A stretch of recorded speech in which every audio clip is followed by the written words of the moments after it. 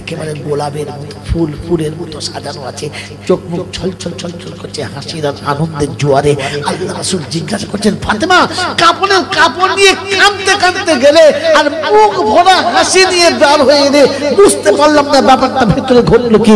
আল্লাহ নবীর কথা শুনে ফাতেমা তো জোহরা বলেন, আব্বা গো, কাপড় নিয়ে ভিতরে গেলাম আর মায়ের গায়ের চাদর সরিয়ে দেখি যে ভিতরে মাকে জান্নাতের পোশাক পরানো ছিল, দেখতে পেলাম। তাই খুশিতে বাগে বাগ হলাম। আল্লাহর নবীর চোখ দিয়ে পানি ঠিকরে চলে এলো। ফাতেমা তো জোহরা জিজ্ঞাসা করছে, আব্বা আমার মা জান্নাতের পোশাক পরেছে, আপনি কাঁদলেন? বললে, ফাতেমা রে, কোরআনের বন্ধুত্ব একমাত্র তোমার মা বুঝেছিল, কোরআনের মর্যাদা তোমার মা বুঝেছিল, কোরআনের সম্পর্ক তোমার মা বুঝেছিল, তাই ওই জামাটা চেয়েছিল। এইটা সেই জামা যে জামা পরে আমি গাড়ে হেরাতে রাতের পর রাত কাটিয়েছি, এটা সেই জামা যে জামা পরে উম্মতের দুয়ারে দুয়ারে ঘুরেছি, এটা সেই জামা যে জামা পরে গাড়ে হেরাতে দাঁড়িয়েছিলাম, জিবরাইলের সঙ্গে সাক্ষাৎ করেছি, জিবরাইলের আমার বুকে বুকটা লাগেছে, এটা সেই জামা যে জামা পরে আমি কোরআন বুকে করে গাড়ে হেরা থেকে বাড়ি ফিরেছি। কোরআনের সম্পর্ক তোমার মা বুঝেছিল, তাই আল্লাহ পাক জান্নাতের পোশাক আগে পরিয়ে দিয়েছে, অন্য কোনো কারণে না। বিশ্বনবী জানাবেন মুহাম্মদ রাসূলুল্লাহ সাল্লাল্লাহু আলাইহি ওয়াসাল্লাম জানাজার পরে আম্মা জান খাদিজাকে কবরের কাছে নিয়ে চলে গেছেন, কবরে শুইয়ে দিয়ে দাঁড়িয়ে আছেন। সবাই মাটি দিয়ে চলেছে। জান্নাতুল মালাতে আজও আম্মা জান ঘুমাচ্ছেন, আরাম করছেন। আল্লাহ যদি হজে কিংবা উমরা নিয়ে যায়, চেষ্টা করবেন ভিতরে না যেতে পারলে দূর থেকে জান ভরে দেখার, আরেকবার প্রাণ ভরে মা বলে দেখার, মা এসেছি, তোর কাছে যেতে পারছি না, এসেছি। আমাদের সুযোগ হয়েছিল, আমরা গেছি, দেখেছি। খোদার কসম করে বলছি, ওই মাটি থেকে এমন খুশবু বার হয় যে খুশবুটা পৃথিবীর কোনো খুশবুর সঙ্গে আজও মেলে না। মনে হয় যেন খুশবুটা কোথা থেকে, আমার আল্লাহ ওটা জান্নাতের খুশবু। তাই অনেক সময় আগে হাজিরা ওখান থেকে এক মুঠো মাটি নিয়ে চলে আসতেন, আর আতরের জায়গাতে, খুশবু জায়গাতে ওই মাটিটা গায়ে ঘষে দিতেন, তো সারা জীবন মাটিতে সেন্ট পাওয়া যেত। আমার আল্লাহ ভাইরা এই ভুল করার জন্য এখন কবরটা ঘিরে দিয়েছে। আম্মা জান খাদিজাকে কবরে শুইয়ে রেখে দিয়ে সবাই মাটি দিয়ে চলে গেছে। আবু বকর সিদ্দিক দাঁড়িয়ে আছে, আল্লাহ রাসূলের চোখ দিয়ে টপ টপ টপ করে পানি আসছে। সিদ্দিক একবার জিজ্ঞাসা করলেন, আল্লাহর হাবিব, আপনি যদি এতটা ভেঙে পড়েন, উম্মতকে বুঝাবো কি দিয়ে, উম্মতকে বুঝাবো কি করে? আল্লাহ রাসূল সেদিন শুনিয়েছিলেন সিদ্দিক আকবরকে, আবু বকর, আমি শুধু বিবি হারাই নাই, আমি এমন একজন বন্ধুকে হারালাম যেদিন মক্কার জমিনে আমার পাশে কেউ ছিল না, সেদিন খাদিজা ছিল। যেদিন আমার সামনে দাঁড়াবার মতো কেউ ছিল না, সেদিন খাদিজা ছিল। যেদিন আবু দুজানা বলেছিল মুহাম্মদকে শেষ করা আমার কাছে কোনো ব্যাপার না, আমার আল্লাহ ওয়ালা ভাইরা, সেদিন আবু তালেব এসে বলেছিল, তুই নাকি শুনেছি আবু দুজানার সঙ্গে লড়বি? বললে হ্যাঁ। আল্লাহ আরাম করছেন, খাদিজা মাথায় হাত বুলিয়ে সান্ত্বনা দিচ্ছেন। আর খবর যখন শুনেছেন, তো সেদিন আবু তালেব ছুটে এসে বলছে, তুই জানিস না? বললে, চাচা, আপনি বলেছেন যে আবু দুজানাকে তুই জানিস না, আর আপনাকে আমি বলছি আপনি ভাইপো দেখেছেন, মুহাম্মদুর রাসূলুল্লাহকে চেনেন না। কাল সকাল হলে দেখা যাবে। পরের পরে আল্লাহ নবী শুয়েছেন, আম্মা জান খাদিজা মাথায় হাত বুলাচ্ছেন, চোখ দিয়ে টপ টপ টপ টপ করে পানি পড়ছে, কপালের উপরে চোখের পানি পড়ে গেছে। আল্লাহ নবী তাকে, কি ব্যাপার, খাদিজা কাঁদছো কেন? বলছে, আল্লাহর হাবিব, কিছু মনে করবেন না, আপনি আবু দুজানাকে দেখেন নাই। আমি ব্যবসায়ীদের সর্দারিনী হওয়ার কারণে বহু যুদ্ধের সময় আমি সাথে ছিলাম। ওই আবু দুজানা এত দুয়ার আর এত বেয়াদব মানুষ, কারোর কথা মানে না, অকুত ক্ষমতার মালিক, ও পাথরকে কিলিয়ে গুঁড়ো করে দেয়। অতএব আপনি কেন এই প্রতিজ্ঞা নিতে গেলেন? কেন এই কাজ বলতে গেলেন? কেন এমন করতে গেলেন? আল্লাহ নবী খাদিজাকে কোলের কাছে টেনে নিয়ে বলেছিল, খাদিজা, তুমি আব্দুল্লাহর বেটা মুহাম্মদকে দেখেছো, মুহাম্মদুর রাসূলুল্লাহকে তুমি চেনো না। কাল সকালে দেখবে। পরের দিন ফজরের নামাজ পড়ে আল্লাহ নবী বসে আছেন, হাজরতে ফাতেমা তো জোহরা কচি মাসুম বাচ্চা মেয়ে ছেলে, আল্লাহ নবীর গলাটা জড়িয়ে ধরে বলেছে, আব্বু, আজকে তুমি জিততে পারবে তো? আজকে তুমি আবু দুজানাকে প্রতিহত করতে পারবে তো? আল্লাহ রাসূল সেদিন বলেছিলেন, মারে, তুই আমার জন্য জন্য দোয়া করিস। ফাতেমা তো জোহরা হাত তুলে ফেলেছেন, আল্লাহ আমার বাপকে যারা কষ্ট দেয় তুমি তাদের ধ্বংস করে দিতে পারো না। আল্লাহ নবী ছুটে গিয়ে ফাতেমাকে কোলে তুলে দিয়ে বলেছিল, এই বদদোয়া করিস না, আমার উম্মতের জন্য বদদোয়া করিস না। আমার আল্লাহ ওয়ালা ভাইরা জ্ঞানীজনরা শুনি ভাষা, আল্লাহ নবী ঘর ছেড়ে ভাগে বার হয়েছেন, বিসমিল্লাহি তাওয়াক্কালতু আলাল্লাহ। আল্লাহ পাক বলেন, জিবরাইল আমার হাবিব যাচ্ছে, তুই পাশে থাকিস, আমার জিবরাইলকে গার্ড করিস। আল্লাহ পাকের কথা শুনে জিবরাইল সাথে বলেছিলেন, রব্বুল আলামিন আল্লাহ খালি অনুমতি আপনার পেয়েছি, বাকিটা আপনি দেখে নেন। আমার আল্লাহ ওয়ালা ভাইরা মক্কার মাঠে নেমে গেছে। আল্লাহ নবী বলছেন আবু তালেবকে, চাচা আবু জেহেল খুশি মানাচ্ছে, ঢোল বাজাচ্ছে, উলঙ্গ মেয়ে এনে নাচাচ্ছে না, ওকে গিয়ে বলো মুহাম্মদ হেরে গেলে মক্কা থেকে পালাবে, কিন্তু আবু দুজনা হেরে গেলে তুমি পালাবে তো, তুমি কি করবে বলো? আবু তালেব গিয়ে বলেছে, বলে ওই স্বপ্ন দেখা যা, হ্যাঁ আবু দুজনাকে হারাবে, যা যা স্বপ্ন দেখা যা। এসে বললে তাই? বলে ঠিক আছে চাচা তুমি দোয়া করো। আল্লাহ নবী যখন যুদ্ধের ময়দানে নেমেছে, রাসূলকে পিছনে রেখে সামনে জিবরাইল পুরো গার্ড করে দিয়েছে। আবু দুজনা মাঠে নেমেছে, নেমে দেখে যে জ্যাংটা এতটা মোটা, আমি আর পাঁজা মেরে ধরতেই পারবো না, পাটা পাঁজা মেরে ধরতে পারবো না, তো বডিটা ধরবো কি করে? আস্তে আস্তে পিছনে সরে এসেছে, বলছে হবে না। আবু জেহেল বলছে হবে না কি নাকি, ধর। যেমনি ছুটে গেছে, হাত দুটো আল্লাহ রাসূলের ছিল আর তলাতে বাহু দুটো জিবরাইলের ছিল, একেবারে ছোট ছেলের মতো তুলে নিয়ে আর ঝাঁপ করে কাঁচার মেরে দিয়েছে। গোটা মক্কার মানুষ অবাক হয়ে গেছে, করলে কি আবু দুজনাকে? আবু দুজনা উঠে পোল্ট্রি মুরগির মতো থরথর করে কাঁপছে। আবু জেহেল বলছে ওটা ঠিক বুঝতে পারে না, ভুল হয়ে গেছে, আরেকবার হবে। আবু দুজনা বলছে তুই নাম, আমি আর নামবো না, এবার তুই নাম। বলছে বোকা কথা, ছোট ছেলে ধন্না। বলছে তুই দেখতে পাচ্ছিস না, এটা আমি দেখতে পাচ্ছি, ওটা তুই দেখতে পাচ্ছিস না, কারণ হাত দুটো মুহাম্মদুর রাসূলুল্লাহ ছিল আর সামনে গাড্ডা খোদার খাস ফেরেশতা জিবরাইলের ছিল। আল্লাহ পাক বলে আমার হাবিবের সঙ্গে বেয়াদবি করবি, তোমার কুদরত কাছে দেখাচ্ছি, দেখে কি ব্যবস্থা করে দিচ্ছি। মুহতরম দোস্তর বুজুর্গ, ওই আল্লাহর নবী সাল্লাল্লাহু আলাইহি বলেন যে খাদিজার চোখের পানি সেদিন বন্ধ হয় নাই আমার দুঃখের কারণে। আজ আমার বন্ধু চলে গেছে, বিবি চলে গেছে, সাথী চলে গেছে, আমার সব থেকে ভালো একজন বন্ধু হারিয়ে ফেলেছি, তাই আমার চোখে পানি। যাও চলে যাও। সিদ্দিক আকবর চলে গেছেন, আল্লাহ নবী একা দাঁড়িয়ে আছেন, চোখ দিয়ে টপ টপ টপ টপ করে পানি পড়ছে।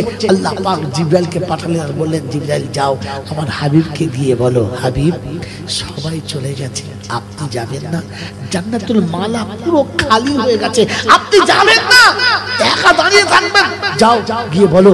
জিবরাইল এসে শোনাচ্ছে, আল্লাহর হাবিব সবাই চলে গেছে, জান্নাতুল মালা খালি হয়ে গেছে, সন্ধ্যা হয়ে এসেছে, আপনি যাবেন না? বললে হ্যাঁ যাব, একটু অপেক্ষা করছি। বলে কিসের? বললে খাদিজার কবরে ফেরেশতা এসে সওয়াল জবাব করবে, আমার খাদিজা বড় ভয় করে, কবরে রাখার সময় কবরের কাছে বলেছি, কবর আমার খাদিজার সঙ্গে বেয়াদবি করিস না, খুব ভয় করে তোকে, খুব তোকে ভয় করে।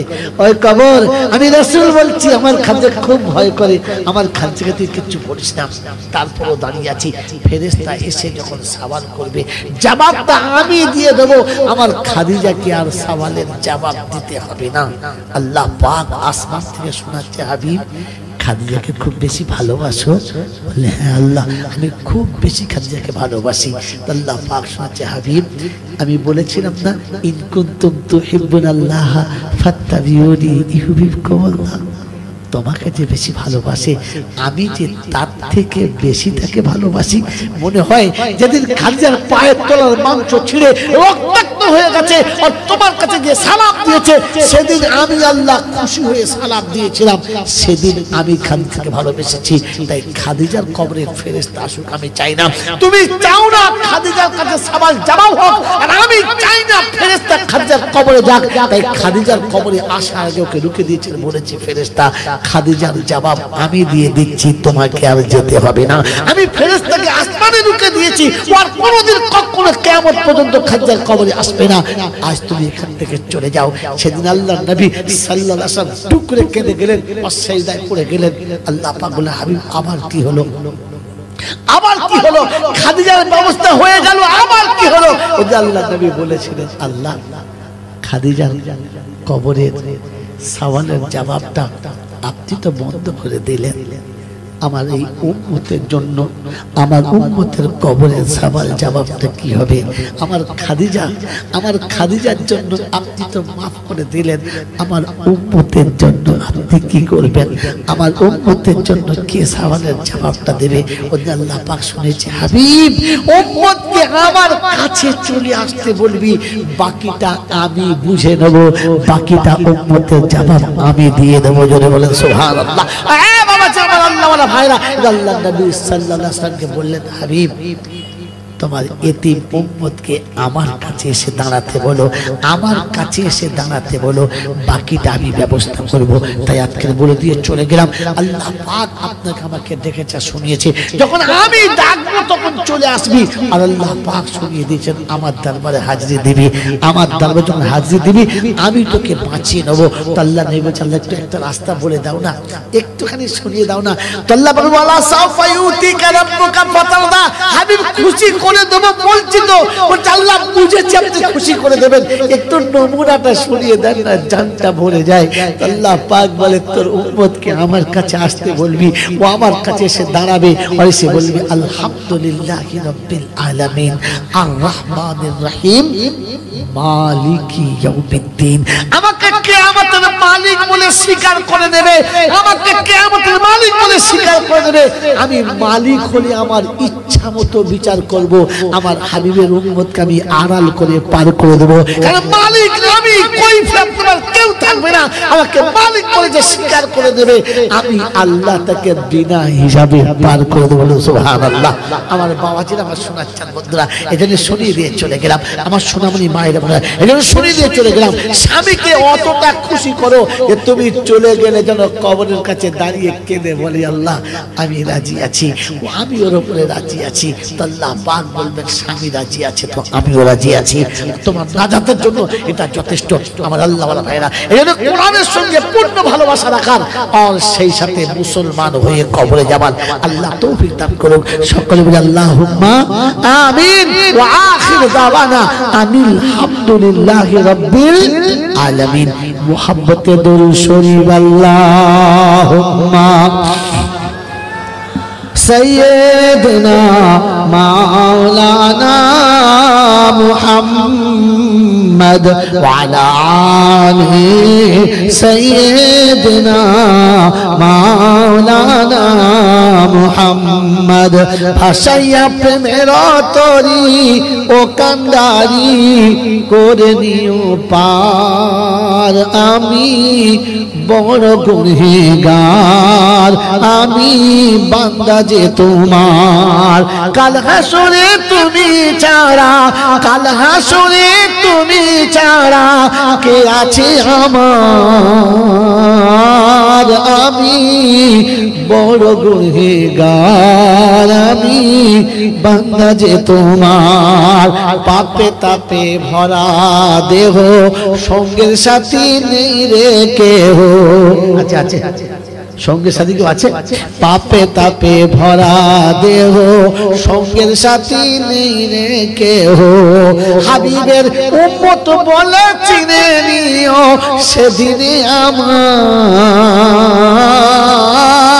আমি বড় গুনহগার,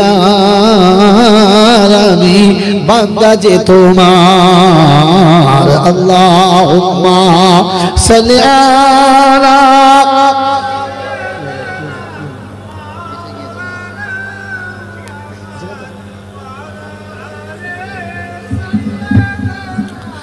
মাওলানা মুহাম্মদ।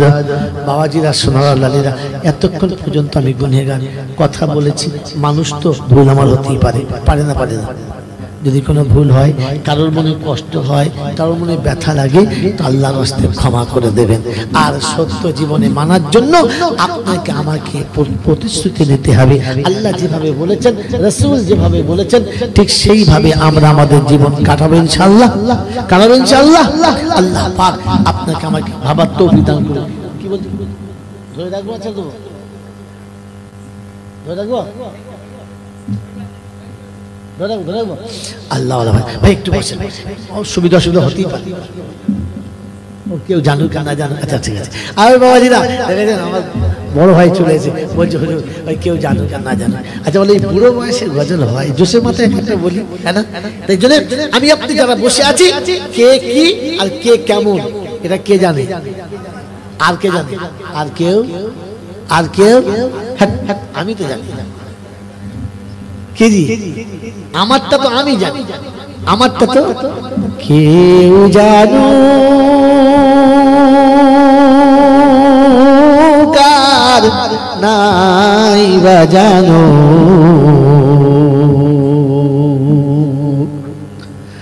আমি তো জানি কত পাপী, কেউ জানো কার নাই বা জানো, আমি তো জানি কত পাপী। পোশাকে আশাকে দেখো কি সাজানা সেজেছি, নিরালাতে নির্জনে কত ভুল করেছি। পোশাকে আশাকে দেখো কি সাজানা সেজেছি, নিরালাতে নির্জনে কত ভুল করেছি। প্রভুর কাছে এগিয়ে জবাব দেব, বলো কি? আমি তো জানি আমি পাপী, আমি তো জানি আমি পাপী, কেউ জানো কার নাই বা জানো, আমি তো জানি আমি পাপী।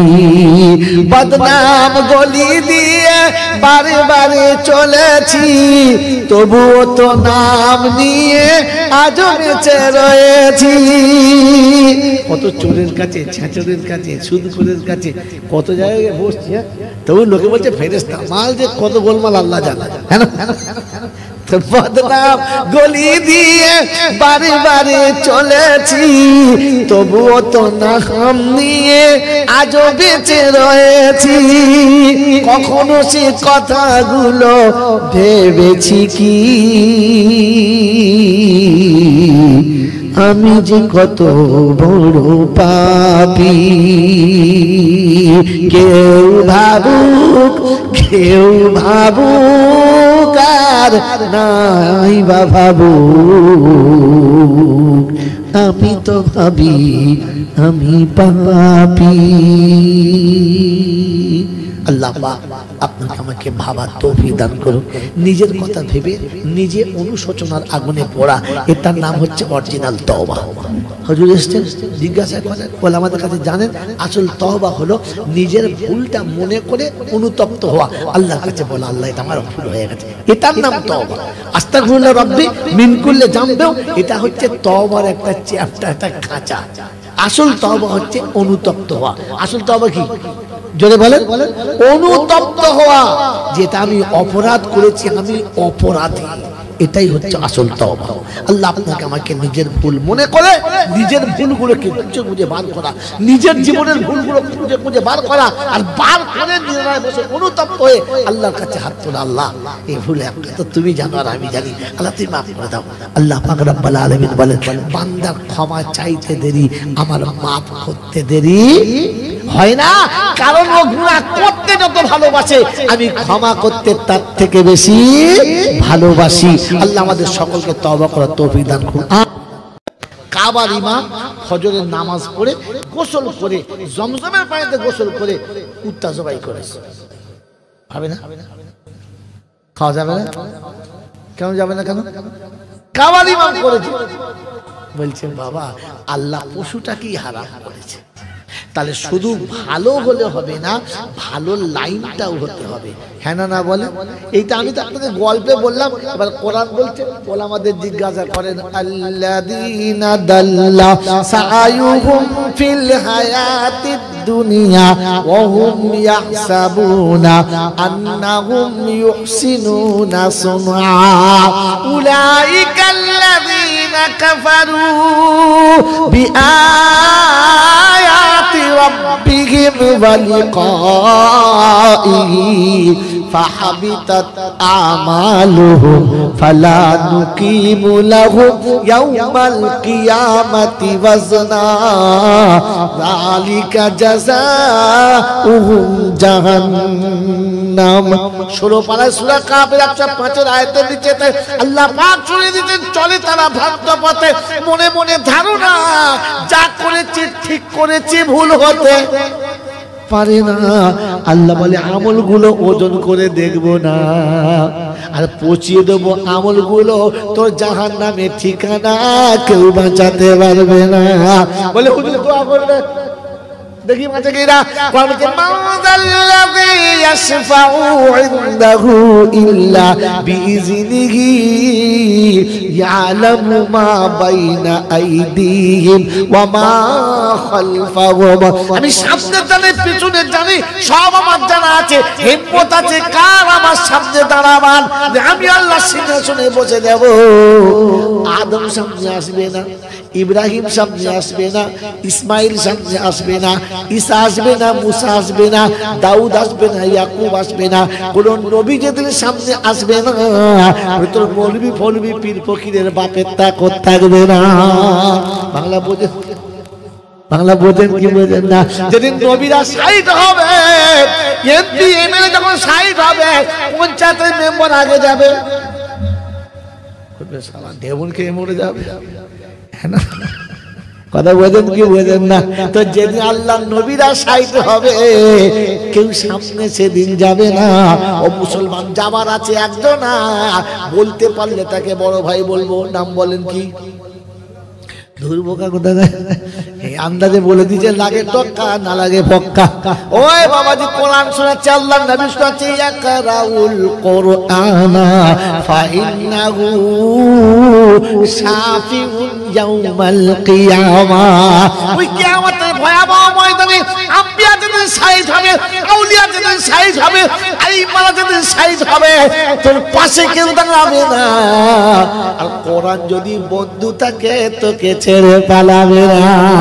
এর বন্ধুত্ব করলে কোরআনের সঙ্গে বন্ধুত্ব করো, বুকে রাখলে কোরআনকে রাখো, চোখে রাখলে কোরআন রাখো, মুখে রাখলে কোরআন রাখো, কোরআন ছেড়ে দূরে যাবে না। আর সবাই যেদিন পালিয়ে যাবে, কোরআন সেদিন পালাবে না।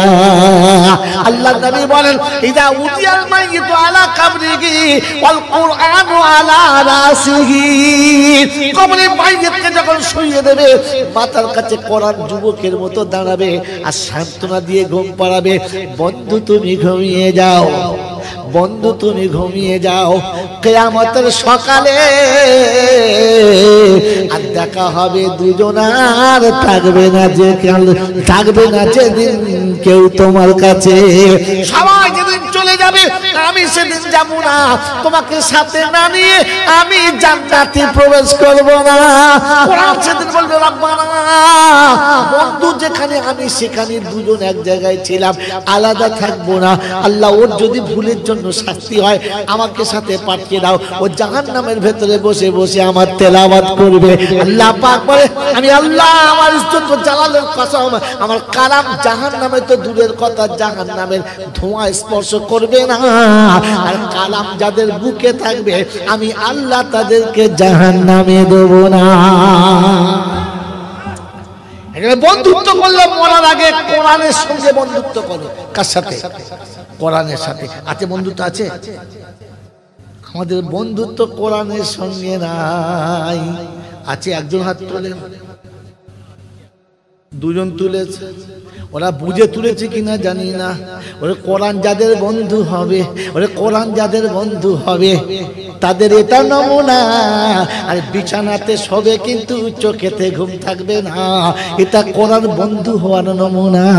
যাদের ফজর না ডাকলে মুকার জামাতে নামাজ পায় না, ওরা যদি হাত তুলে বুঝে তুলে নাই, বুঝে না আর বলবো না ওরে মুখে আমি বলবি, ওরকম বলবি না।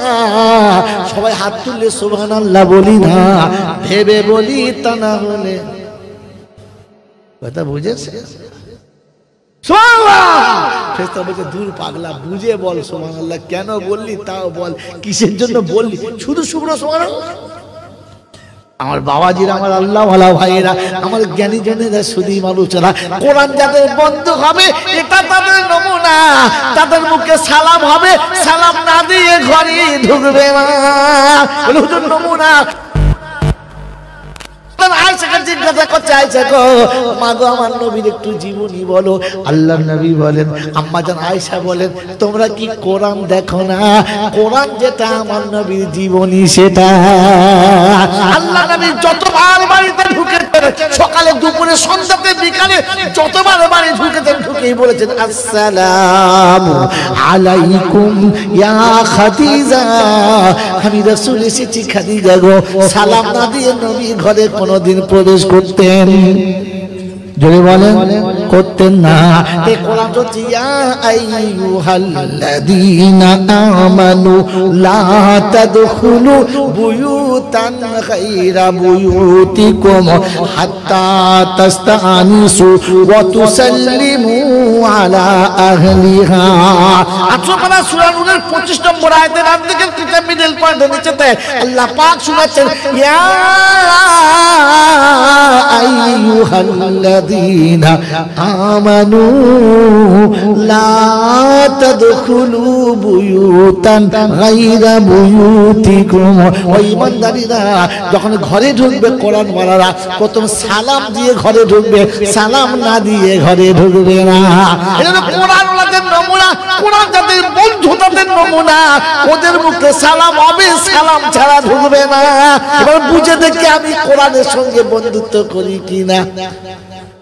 কোরআন যাদের বন্ধু হলো এটা তাদের নমুনা, কোরআন যাদের বন্ধু হলো এটা তাদের নমুনা। ঘুম থেকে উঠে কিংবা ঘুমোতে যাবার আগে একবার আল্লাহর কাছে না কেঁদে তারা ঘুমাবে না। মনে করবে রব্বানা সকাল হলো, তোমার নিয়ামত সব ভোগ করলাম, সব রকমের নিয়ামত আমি ভোগ করলাম, কিন্তু তোমাকে রব বলে স্বীকার করতে পারলাম না। আল্লাহ তুমি যদি হিসাব নাও রে মাবুদ, আমি হিসাব দিতে পারবো না।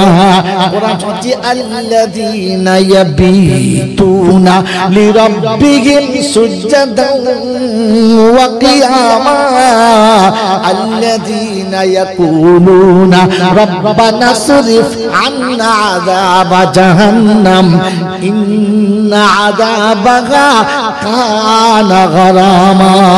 19 পারা সূরা ফুরকানের 64-65 নম্বর আয়াতে আল্লাহ পাক সূরা বিশ্ববাসী শোনো, আমি তোমাকে শুনিয়ে দিচ্ছি, শুনে রাখো। রাত যখন গভীর হবে, বিশ্ব যখন ঘুমিয়ে যাবে, দেশের মানুষ জানবে না, প্রতিবেশী কেউ থাকবে না, কাছের বিবি ঘুমিয়ে যাবে, তোমায় দেখতে পাবি না। তখন আস্তে আস্তে এসো আমার কাছে, আমি হব আর তুমি হবে, সামনাসামনি দুজন, আর তৃতীয় কেউ থাকবে না। আর আমি আল্লাহ মুছে দেব, ফেরেশতারাও জানবে না। আল্লাহ বলছে কোরআন যাদের বন্ধু হবে তাদের রাত্রে ঘুম আসবে না। আর আমাদের লুঙ্গি খুলে গেলে সকালে বলতে কোরআনের সঙ্গে বন্ধুত্ব করি। এমনি বোকা বললে হয় বোকা, সুবহানাল্লাহ আমি খুশি না। আপনি সুবহানাল্লাহ বুঝে বলেন তবে আমি খুশি। কোরআনের সঙ্গে বন্ধুত্ব করতে পারলাম, হ্যাঁ না বলেন? ওই বন্ধু হলো সে একবার নমুনা দেখলে ছটফট করে যে হ্যাঁ না বলেন। আমার সঙ্গে যার ভাব আছে, সারাদিনে একবার যদি না দেখা হয়, শুয়ে শুয়ে মনে হচ্ছে একবার যাই দেখে আসি, হ্যাঁ না কেন বান্ধবীর মুখ না দেখলে বন্ধুর ঘুমটা আসে না। আর সারাদিনে কোরআন না দেখে তুমি ঘুমলে কি করি এটাই তো বুঝতে পারলাম না। কমপক্ষে সবার সময় দুপাতা পড়ে শুতে কোরআন যদি বন্ধু হতো, কোরআন পড়ে শুতো আর উঠেই কোরআন পড়ে নিত। সারা জীবন কোরআন পড়বে না, আর মরণের সময় এমন পড়বে ফেরেশতা চিনতে, বুঝলে? এমন কোরআন শরীফ পড়বে মরার পর। কখন বলেন? মরার পর। কলা ব্যাঙের মতো মাল চিট হয়ে পড়ে আসে, চারদিকে গোল করে বসেছে, যাই দাঁড়া পার্সেল করছি, এমন প্যাকিং করবো না শিলমোহর মেরে দেবো, চলে যাবে। ফেরেশতা বলছে অবস্থা বোঝো, কোরআন আমি বেঁচে থাকতে পড়তে বলেছিলাম, এ মরার পরে পড়ছে। এখন কলেমা জ্যান্ত মানুষের পড়ার কত না মরা মানুষের, চলে বলে। আচ্ছা, জীবনে ছেলে কোলে নিয়ে শাহাদাতের কলমা পড়েছেন একজন নাম বলুন। বিবিকে কোলে নিয়ে শাহাদাতের কলমা পড়েছেন একজন বলুন, বলে নাই। কিন্তু লাশ কাঁদে নেবার সময় আশহাদু আল্লাহ, ফেরেশতা বলছে শাহাদু অবস্থা দেখি। ও মাল তো প্যাকিং হয়ে এখন কলমা শুনে কি করবি? যখন বেঁচে ছিল তখন কলমা বললে লাভ হতো, এ তো মরার পরে খাটে করে কলমা শোনাচ্ছে। মাইয়ের খাটের ভিতর শুয়ে শুয়ে মনে করছে আল্লাহ গো, সালা 3 বান্ডিল বিড়ি খাইয়েছি, একদিন কলমা বল, এখন কলমা বলছে। কি বলবো, আমার হাত পা সব বেকল হয়ে গেছে, কিলিয়ে মগজ নাক দিয়ে বার করে দিত। বোকা কোথাকার। এই জন্য কলেমা জ্যান্ত মানুষকে পড়াতে হয়। পড়াবেন ইনশাআল্লাহ, পড়াবেন ইনশাআল্লাহ। আয়েশাকে যেদিন কোরআন শোনান আমার দয়ার নবী, বিছানাতে বসে মিয়া বিবিতে কোরআন শোনান সবই। আমাদের আয়েশাকে বিছানায় বসিয়ে বসিয়ে আল্লাহ নবী কোরআন শোনাচ্ছেন। আয়েশার কাছে কোরআন আমার নবী শুনছেন। নবী বিবির কাছে কোরআন শুনে বিবিকে নবী কোরআন শোনায় লজ্জা ছিল না। আর আমাদের দেশের মুসলমানের ছেলে বলে বোর কাছে কোরআন শেখা যাবে না, বিবির কাছে কোরআন শেখা যাবে, লজ্জার কথা। হ্যাঁ না বলেন, জোরে বলেন হ্যাঁ না। ও বাবাজি, পয়লা বৈশাখে ডায়েরি দিয়ে, দারুণ ডায়েরি, দেখলে চোখ ঠান্ডা হয়ে যাচ্ছে। এই ডায়েরিটা নিয়ে গিয়ে যদি কোরআন শরীফের উপরে রাখে, ঠিক করেছে না ভুল করেছে? জোরে বলেন, এই জোরে বলেন। কোরআন শরীফ ডায়েরি যত ভালো হোক কোরআনের উপরে রাখা যাবে না। তো তোমার ইংরে গরু যত ভালো হোক, ওই বেনামাজি স্বামী হলে নামাজি বইয়ের উপরে দেওয়া যাবে না। এবার তুমি কোথায় শোবে ঠিক করে নাও, আমি আর বলবো।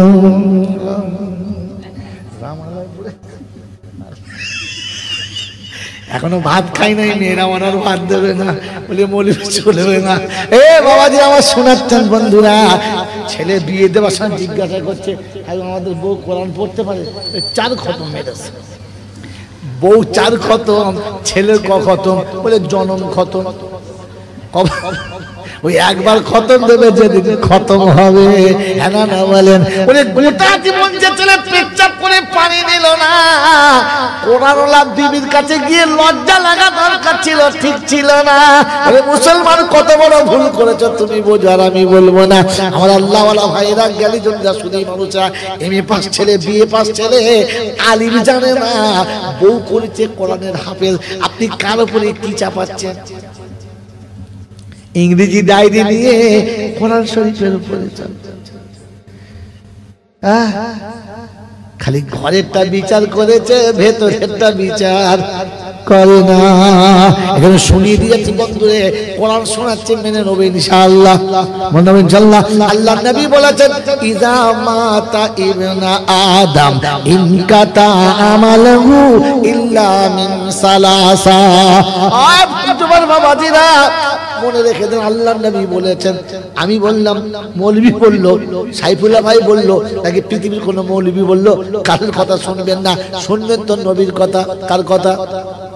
কার কথা বলেন? কথা বলেন, কার কথা? নবীর কথা। আর কার কথা? আল্লাহর কথা। কে বলেছে? আল্লাহ বলেছে। সবার জন্য?